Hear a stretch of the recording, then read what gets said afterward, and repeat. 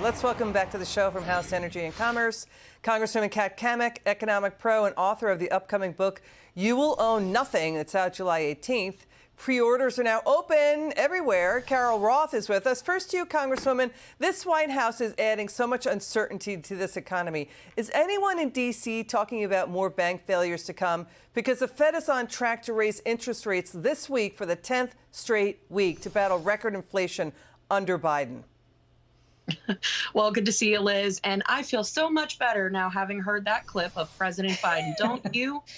I don't know if there's enough sarcasm that I can muster for that statement, but this is business as usual. This is predictable. Not only are we seeing another rate increase, but then the announcement from the Biden administration that people with good credit who have made tough choices and sacrificed and done everything right will now be subsidizing those who have not on their loans. So I feel like I'm having a bit of deja vu here. You've got people who are getting into high interest loans who cannot afford them, who are being subsidized, and it doesn't seem like it's going to play out very well. The Biden economic plan is to basically trap people into these big programs that they cannot afford, and I think we see how this ends. We've seen this production before. They have taken a nation of equal opportunity and turned it into equal outcome, and we're stuck paying the bill. Yeah, so what the Congresswoman just said, Carol, you know, the media has been saying, well, you know, Congress under the Trump White House weakened the oversight rules.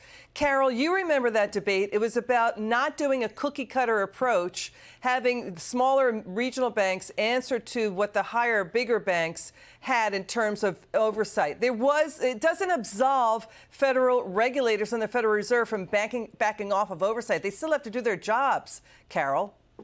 Yes, and I think this is a lot of deflection because I don't think this was so much about inaction around the Fed. I mean, if you think about it, in the case of Silicon Valley Bank, their CEO sat on the San Francisco Fed. If you think about Signature Bank, Barney Frank, who is the granddaddy of all of the regulation, was sitting on the board. This is not about regulatory inaction. It is about Fed monetary policy action. And this is just deflection so that we don't talk about the fact that they are the arsonists. They're the ones that put too much money in the system for way too long. They held out interest rates for the greater part of 15 years, and then they changed on a dime and got everybody coming and going. When are we going to hold them accountable for being the greatest transferer of wealth from Main Street to Wall Street? When are we going to stand up and recognize that they're the ones that are burning down the houses here and take away their powers? Yeah, so what Carol just said, Congresswoman, record inflation.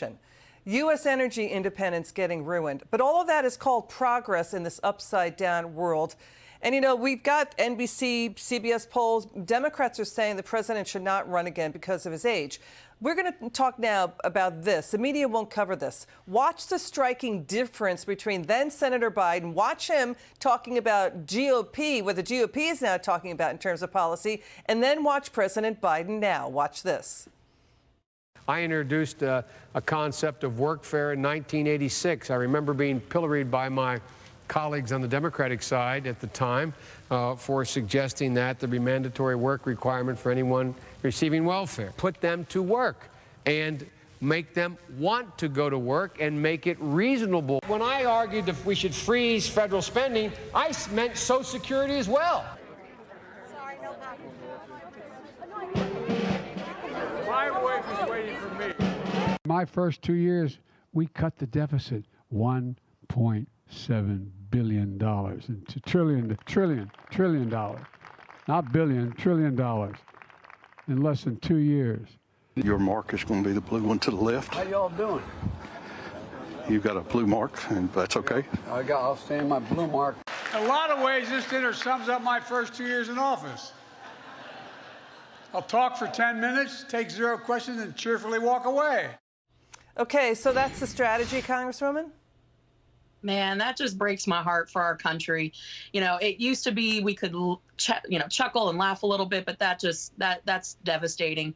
It's unbelievable that you have a president today who's refusing to negotiate for the sake of our country. And he's going to have to explain to the American people why all the things that he said for the last 40 years no longer hold true today. He's going to have some explaining to do when the U.S. defaults. So, yeah, and the news coming in, the Treasury Secretary Carol said that could happen. The U.S. could run out of money that June 1st. They're risking that. But this president still refuses to negotiate. Your final word. Yeah, no, we are seeing in those clips that you played a degradation of policy. We're seeing a degradation in the person. And unfortunately, we have this fiscal runaway train. We need to stop it before it completely derails. Got it. Congresswoman Cammack, Carol Roth, thanks for joining us.